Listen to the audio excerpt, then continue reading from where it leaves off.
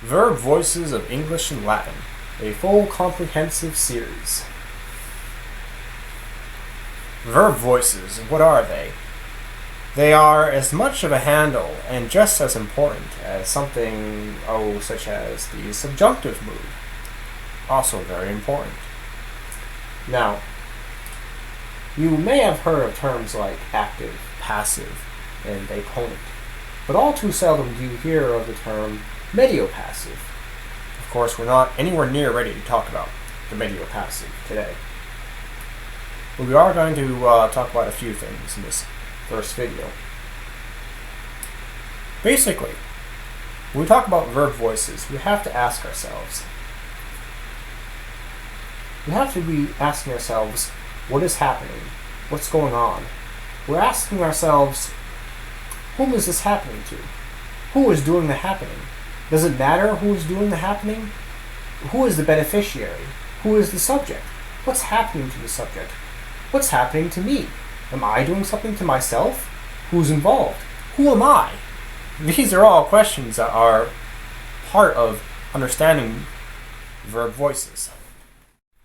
So, misconception time. This is my favorite time of my introductory videos. So, first misconception, deponent verbs, they are not passive in form but active in meaning. That is a quick little explanation that a first-year Latin book or a first-year Latin class will give you, and it's understandable because it helps telling a student that will help them get over that initial shock when they see deponent verbs in Latin, reading Latin for the first time. But this is a full comprehensive series, and we're going to actually break down what a deponent verb actually is and give you a real understanding of what it is. And another misconception that I like to get out is that English itself does have a middle or mediopassive voice to it, and sometimes Latin students never get told what a deponent verb really is, and even more seldomly do people ever get told how the English verb voice system works, that is a middle or mediopassive voice to English. But those are just my initial laments that I want to get out and get people to hear in the first video. We'll get into what's actually going on.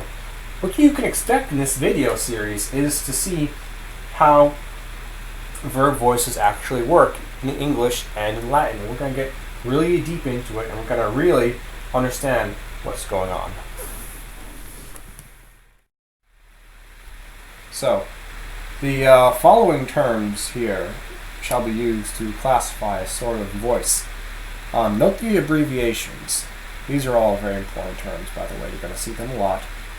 Terms like reflexive, middle voice, a beneficiary middle, a passive, mediopassive voice, active voice, and, well, more and less and in between and none of the above, because, let's face it, verb voices can get messy and blurry.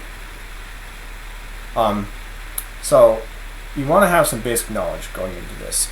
You want to have some basic knowledge about aspects and tense and between the Latin perfectum and imperfectum, because we're going to assume you've already learned some Latin by now and you want to get deep. So, you might want to brush up on those things.